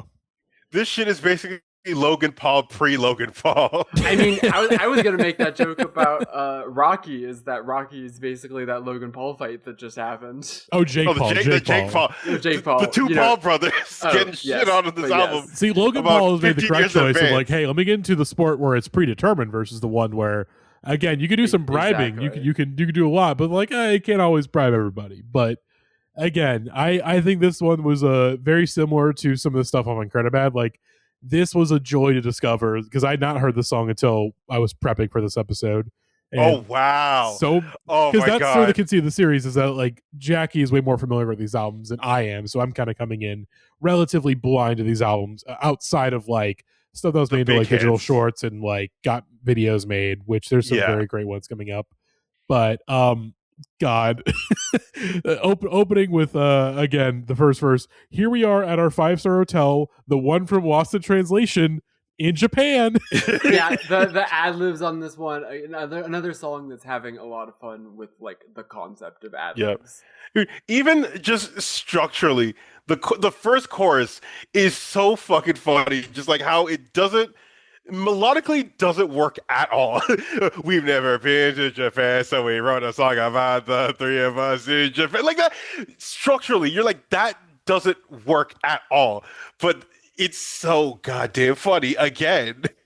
I also, maybe the funniest line of the song, we're three cool white friends in Japan. The fact that we're white isn't why we're friends, but we are white and we're friends in Japan. And then I go for the fucking in Asia. This might be top 3 for me in the album. Like, this is so good. It's great. It is one of those where clearly the premise was how many jokes can we cram into this? Things like, look at all this Japanese money. It's called yen. I've heard that it's worth more than American money, which is a great joke because yen is, of course, worth way less than American money. Very high numbers of it. Yeah. That's saying, let's dump it in the river. Yeah, I also love that the video sort of, the song transforms into the beach bum in which they just start pushing old guys into the river. Oh God! Again, and then just even in the chorus, like amping up the conceit of the song and being like, "All right, we're like 3 cool white friends, Japan," and then it's all part of our master plan to get some much needed R&R at the expense of Universal Records. Name dropping their fully name label. drop is amazing. So good, so good. It's basically the line in Matrix Resurrections where they're like, our parent company, Warner Brothers, like they're calling the shot. God, it would be better with a video, but like as it is, it's still a fucking it perfect kind of rocks song. that it never got a video. It's almost, it makes the song better that it never got a video. Like, I think it, but again, because it just, if it got a video, it would have shown that, oh my God, these guys have too much power. But it's nice to have them be put down a level or two. Like, hey, hey, you guys got some hits for us, but come on, we're not doing this. Even though, again, it would be very funny, and I do want to see it, and I do hope that they make enough money off of the ad reads on the podcast to eventually fund the long-awaited Japan that video. Would be so great. But speaking of deep cuts and songs that grew on us, this is the single. This one rocks. Oh, this is great. This is so. This one was an early favorite. Dookie Island. I love this song so much now, and it also continues a theme we've been talking about, which is like that they'll start from a premise of like this literally starts with the parody of the R. Kelly song, you know, after the fucking Fiesta. But then taking that premise and then being like, what if the joke is that it never ends and that's like hellish? But then it goes to 7 different places to the point that it's basically Like a Boss too, and they even reference Like a Boss in a way that almost does remind you too much that it's kind of retreading, but like. But that also good. Again, it feels like like a proper sequel. Yeah, it's true that they don't. I think the reason why it works is because it like swerves back and forth between like, obviously the point is that he's losing himself, but then the bit to have him join AA, make it right, 30-day chip, celibate, but then immediately, like in 2 lines, it goes from meditation to horror at a Greytown station, full relapse, game of craps. Everyone calls me Claw. Yeah, after that, I worked for Tim McGraw. Hey, is that actually Tim McGraw? I mean, I don't know. I want to believe that it is actually Tim McGraw saying, "Hey." I mean, he did host SNL at one point, and I could see them just having like, "Hey, can we just record you saying hey real quick? We might use this later." So it's entirely possible. And of course, I do love the callback to Like a Boss. Of after that, I pass out in the sewer, meet a giant fish, fuck his brains out. It's a fun little callback. I think my favorite part of this song, though, besides the fact that, like other songs this record, this just could have been a club song, not only because it is like in the lineage of club songs about being out of the club too long or whatever, but also because it just goes. Santa Gold on this song is so good. She's so good. Incredible. It's the Nora Jones dream girl of this album. Of like, I cannot believe they're getting her to say some. Again, you got Santa Gold to say, "I'm back to jerking off." Like, that is incredible. When did Long Live ASAP come out? Like the song that he did with that she did with ASAP. Because I'm pretty sure probably was that on the mixtape, or would that have been 2013 with the album? No, it's on the album, not the mixtape. Yeah, because I was trying to think. I think this was my introduction to Santa Gold, and I was like, she sounds amazing. Yeah, no, this fucking rocks. I love the bridge so much because it has another very Yorma-esque line where she's summarizing what's happened in the song and then says, "And that's what happened in this song." Just really great. Really great. Oh, God. It is. I mean, we kind of skipped over like the first verse or so, but like just... it's a normal escalation from the beginning. You're like, okay, this is how something like this would go. But like as Jackie said, like it goes in like 7-8 different directions. Like, all right, cool, we're going existential crisis, and then self-improvement, and after then that I started jerking off. Yeah. Up on a mountain, jerking off. I love how the beat just jerking off. The beat holds for a minute just to have him say jerking off over and over again, and it's so good. And that's when I have epiphany. You can't spend your whole life jerking off. Oh my God! Again, predicted Gooners. Andy Samberg predicted Gooners on this song. It's true. You can't spend your whole life jerking off. But yeah, this was another wonderful discovery on this album. I mean, this and Japan and this back to back is probably one of the best back to backs they've had on any of their albums. Like, what an incredible I am not going to be able to listen to The Weeknd again without thinking about like this night life's got its hooks in me. I'm back to jerking off. Just like the idea of making a party song that is about it's so it's so bad for me partying, but also I love like. Mm-hmm. I think this is parodying that in a way that I really enjoy, whereas Like a Boss is a different, like they arrive at the same place, but they in different ways and for different reasons. Yeah, because I mean this almost kind of predates The Weeknd because like only House of Balloons had come out at this point. Yeah, no, it isn't a parody of that because like the vibe of the song is much more like the club hits of the day, right? It sounds like some of the other songs in this record, like I Just Had Sex or whatever. Like it is like a dance pop song, but yeah, because like I mean one of my reference points, I'm like, this kind of sounds like Mike Posner in a way. Like this kind of feels like something he would have been on in a way, or just that type of song. And of course, funny enough, years later, Mike Posner would make After Party but Serious with I Took a Pill in Ibiza, like much later on. Oh like, shit! Okay. Did he actually? Well, I Took a Pill in Ibiza, basically. Yeah, you're right. Is kind of this, but it's like maudlin as opposed to. Yeah, whatever, like what if this song? What if After Party was a serious song? Like that's I Took a Pill in Ibiza in a way, but. And that comes out like in like 2016, I think. So, sheesh. But listen, anything Mike Posner has ever done after like 2013, I'm like, that is completely unknown to me. Also, Mike Posner, of course, they talk about again. Andy Samberg on the song talks about killing a rattlesnake, And of course, what also happened to Mike Posner, he got bit by a snake when he was doing like a walk across the country, and so he had to go to the hospital while trying to walk across the country after getting bit by a fucking snake. So again, life is full of funny things.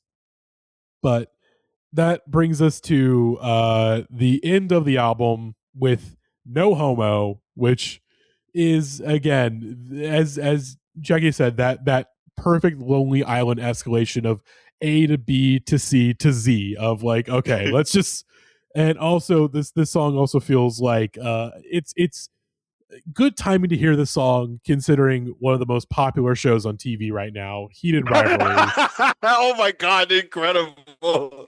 I mean, my biggest issue with this, I have no issue with this song. This song is great. The only problem with it truly is that they have two other songs that are this premise also, that are also really good. Yeah. Coming later, right? Like they do, yeah, right after this. And I isn't the next one like the first song off the next one? Well, I think it is, yeah, the first single that they release off of the I think the one on the Whack album, which is Spring Break Anthem, is the funniest of the three. That is the best of the fake gay panic Lonely Island songs. However, I do think this genuinely works pretty well as a closer to the record. I think the outro sounds like something that no joke could be on like My Beautiful Dark Twisted Fantasy. Dude, it's so good. The fucking Penny Rice sample. Exactly. Like it has this like, I think it's a better closer than Incredibad is in terms of like as much as I love Incredibad the album, I hate that fucking outro. It's my least favorite. Like out of like their songs, I like the Beastie Boys parody, hate the fucking orgy at the end. This one to me works so much better, but also again that goes to Sonics. Like yeah, I know. Where like the beat goes fucking hard. I'm pretty sure it's the same sample they use for fucking Biggie's Spit Your Game or whatever. I gotta find what the original source is. But like I also love how the joke essentially builds on itself. Just like the little things that like you wouldn't even consider like saying like no homo. Like I'm really feeling Diane Keaton's vest. No homo. That is the actual like the best joke of this song is not the like obvious parts of it, which is that they clearly want to fuck each other and they're just saying no homo and they're using it. It's the random sentences. Yeah, no, it's that they hone in on stuff that is queer coded but is so specific that it could only be observed by queer and I know every line of Mystic Pizza no homo is hilarious because that is something actually gay people would be like, that's some gay shit, but not something straight people would know to make fun of because they wouldn't like. I kind of like the musical Rent no homo is really good to me. The Diane Keaton's vest line is great. Like that whole little section rocks. God. But also when they actually fully just say that they want to fuck each other again, they start rapping their asses off again. Like they do. I keep going to Europe, but like no homo, but I want to dress up like Dorothy and fuck a dude with like 69's Morrissey. Again, delivery of that line, incredible. It is really good, and then immediately followed by what I think is a incredibly Andy line. It's very Roy Rules, no homo, but I wish I lived in ancient Greece to give young Socrates the illful release. Easily, yes. That's very succulent rub downs coded, you know? Oh, God. And again, to wrap it up, Keeve with yo no homo, but today I'm coming out the closet. That's exactly it. Like, there are other rappers that could have written a no homo rap song where the joke is pretty one note. But to take it all the way to really, really gross, and then to take it even further to no homo, I'm coming out of the closet. Yeah. These words have set me free. Oh, God. Man, you could wash laundry on those abs, no homo. Oh, my God. Again, there's some great... Again, that's the thing is that this I've been thinking about fucking a dude, no homo. Yeah. The beat cuts and everything. Like that's the thing with this record is that like it feels like it's getting into like a really nice stretch towards the end there where like it's starting to like finally properly pick up some like really nice pace, and then that's it. the album ends, and you're like, what? Like, hold on, like come on, guys, you were just starting to get into like a nice little thing here. Like, I could have used like another song or two, but although technically it doesn't fully, like, if you had the iTunes version when it came out, then you also got the Reba song with Keenan as a bonus song. Which actually, it is a bonus. So I think we can we gotta save it, Matty, because we're gonna do an episode where we do all the songs that aren't properly on albums. Oh, you are? Okay. Yeah, that's fair. Let's save Reba Two Worlds Collide for when we do like I Ran So Far. Okay, then let me say this: if I'm not on the episode, I Ran So Far is one of the best goddamn songs they've ever made. Good. It's incredible. Also, I remember the day that I realized that like both them and Kanye used the same Aphex Twin song. Yes. Not just the same song, but the same sample side to side. Like, as soon as they were doing it sort of tangentially. Yeah, it blew my mind when I heard the Aphex Twin song for the first time. I was like, and might have even inspired the Kanye usage, because legitimately, yes.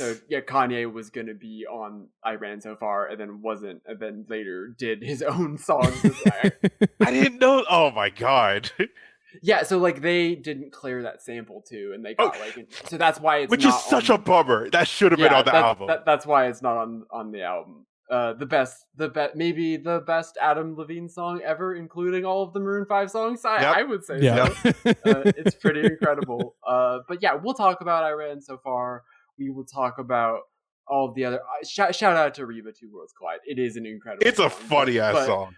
Mm-hmm. There's a lot to break down in that one, writing wise. So we'll save that for another time. We'll save "We'll Kill You," which is that I think that's the only gripe I have with this record, is like I wouldn't have critiques for it if it weren't for the fact that like they left "We'll Kill You" and Reba off of the record, and also the weirdness of the boombox thing. Like, I'm just second guessing this record in a way that I don't tend to do with Lonely Island stuff. Yeah, that like it feels like it could be a little bit better, but it's still really fucking good, you know?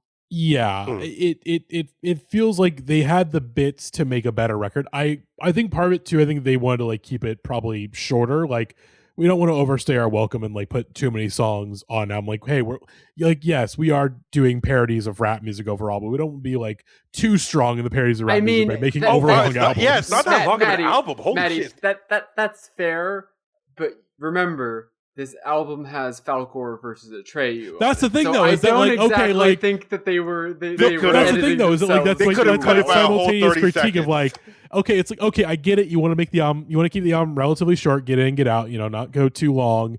You know, you don't want to be that. But also like, the quality control on this is not the best. Of like, okay, there's a couple things here I would have cut. Yeah, throw in Two Worlds Collide. Throw in "We'll Kill You." Like, actually, that one "We'll Kill You" not be on this album. That pisses me the fuck off. Like, how the fuck is this not? How the fuck is that not on the album? I think "We'll Kill You" is probably the best of the We Like Sports Guys songs, and we'll talk about it when we talk about it. But yeah, patently absurd. But there we are. Turtleneck and Chain, Lonely Island. Any final thoughts on the album? I don't have too much other one I've said. I'm just like, there is a better record in here somewhere. I think like some of it is just like they couldn't have foreseen how this record was going to age. But there is parts that were like, hey, as we've said, you had Reba Two Worlds Collide, you had "We'll Kill You." We didn't even mention "Great Day." You have "Great Day," which Great Day is an insane fucking song. Which I think the issue with putting Great Day is that Great Day, it's like, it's either great. You can't do both After Party and Great Day. You gotta pick one. Yeah. I think Great Day only works with the video, and I also like that song, but we'll get to that. Because again, it's all over the goddamn place. But yeah, I do still very much love this album. I will say that like, if it weren't for the skits, I'd be like, because even the parts that you guys are like, these are weaker songs, which I do agree in a way, they still hit my funny bone in a way for me that like I still can like bypass most of its flaws, like literally like 99.9% of the flaws. The only ones are just the fucking skits.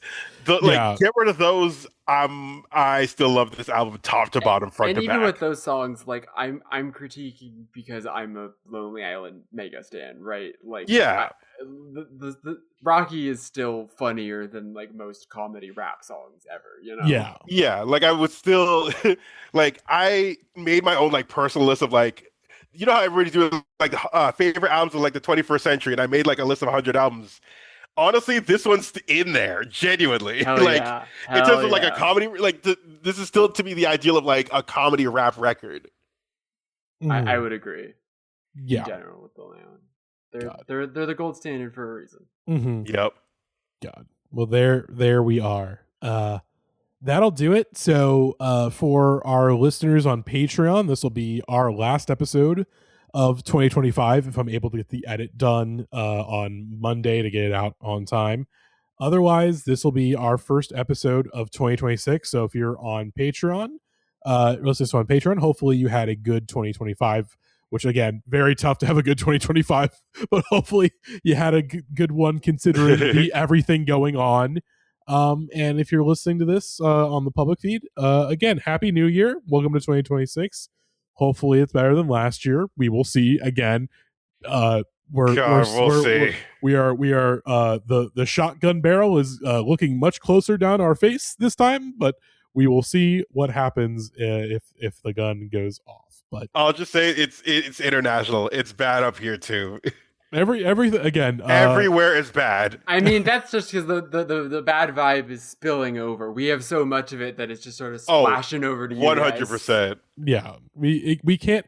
In our attempt to become a more isolationist country, the bad vibes are spreading. Again, talk about fucking globalism. Like this is true globalism. Like again, we are the ones shooting ourselves in the dicks. Okay, why is it help? I keep thinking about the post that like living in Canada right now must be like having a neighbor who every single day goes out on their front lawn and is like, I'm gonna fucking kill myself. I'm gonna do it. But the thing is, like that phrase, like there is that, but like we're still shit. It's getting bad because they're just taking all the lessons from America. Literally. Like the only reason you guys have like a liberal government at the moment is because we are so bad that like because the conservatives are incompetent as fuck at their own thing. Federally, provincially, we still listen. Okay, in Ontario, where I'm. Ontario for the global politics discussion on the Lonely Island Discog Breakdown. Remember that fucking mayor, our Toronto mayor, who was like famous for smoking crack. Of course, his brother still runs our province. He's still the fucking leader, and no matter how much he's actively fucking this place up, they won't vote him out because fucking hate immigrants and shit. It's fucking bullshit. Anyway, yeah. God. Canada it's all bad everywhere. Canada has healthcare, but is a bunch of oil companies in a trench coat. And also people are actively trying to privatize that shit too. So like we're on the way. Yeah, but you know what isn't getting privatized? Light beer drink, thin so chain next to the fat. Look, man, I won't say it again. I won't say it again. Look, my again. The thing is that life is not so good right now, but look, if we could all tap into our inner white guy in Japan, we would be much better off right now. Yeah. Tap in again. Things are bad, but I'm sipping light beer and my crew right here, you know? So how bad can it be? Yeah. Cuz again, right now on this podcast, again, while we are literally I'm a white guy. Shak is a black man. Jackie is a transgender woman. But again, spiritually, we are all three white guys in Japan right now at this very moment. Oh God, I was wondering, like, is this plane? Are we landing this plane? We do have a very like rabbi style knock knock joke lineup for this episode, you know. A trans woman in a turtleneck and chain, Matty and Shak walk into a bar. But yeah, thank you for joining us on this episode. Oh, this is so much fun. I literally, once I found out y'all were doing this, I literally DM'd Matty as fast as I could. I'm like, put me on this episode specifically because I love this album so much. It's been a while that we've had a topic that like summoned the bat signal the way that it did. When I posted the link to last week's episode, the very first two people to DM me were Alex and Jeremiah separately, not knowing that the other one had also done it, which was a beautiful synchronicity. We've got some people that are going to come on the podcast for the first time because we're doing this. Like, it's very, very fun stuff. Very excited for the rest of these episodes. Yes, which our next one is not going to be for another 3 months or so because we have to finish up the 1950s number ones, which I now. I was blaming Violet for it, for the 50s number ones, right? I've been blaming Violet, like, and also myself, like, all right, it was your idea, but I'm the one who encouraged you to do, get all the playlists and we'll get it on the schedule and all that. It wasn't until when my time hop popped up where because we've been playing this series for like a year, and my time hop popped up and I was like, what's this image? I'm like, oh, I made a thing that said in a giant text over the like, sort of like the concept art was a Max Hatala idea. So the 1950 number ones is actually it's Max Hatala's fault. It's not my fault. It's not Violet's fault. It is Max's fault. So we can blame it on him now. And because of that, we can have such a piece to finish out that series. Also, the fact that we'll finally be talking about Elvis, and that will help quite a lot. So that is going to be our next 2 months or so of the Indie Heads podcast, is finishing up this series that we regret doing, but God damn it, we got to see it to completion. Wait, Matty, yes. The Lonely Island, they're white? They're white? No, let's cut this. All right, sorry, I can't. I don't want that's the end of the episode. We no can't more have Shak fucking Baz Luhrmann. No more. Baz Luhrmann is my cue to leave. All right, thank you for listening. Thank you for another great year of the Indie Heads podcast. See ya when we return for this series. Yes, we'll see y'all in March. But actually, before we go, Shak, is there anything you want to plug before we head out? Oh, yeah. Just follow me on all social media. Shak Excellence, SHAK Excellence. That's Twitter, Instagram, Blue Sky, TikTok, all that stuff. And if you can find my reviews I review all the latest movies for CG Magazine. You can find that at cgmagonline.com. Hell yes. Oh, yeah. There we go. Well, Indie Heads podcast listeners, because most of you will probably be listening to this after the new year. So, hey, happy new year. We've got a lot of great content planned for the rest of 2026. And it's literally we literally have episodes basically booked out until the end of this year. So we have a lot of great stuff planned for y'all in 2026. A lot of great episodes that I'm very, very excited to record. And a couple that I'm not so excited to record for the next 2 months. But, Hey, the podcast isn't the podcast if we're not torturing Matty a little bit. Exactly. It's got to balance out. It's the secret sauce. The problem is that the torture is it's torturing everybody. It's not just me. That's true. Yeah. I feel like it was thought that it would be a torture for you, but they've dragged themselves down with it. It's like the AJ Moser episode of the 90s Rock number ones, but just like extended out to a whole series exactly. of every single torture device for one person has backfired and hit everybody else instead. So there we are. Thank you all for listening. We'll see you next time. Bye-bye.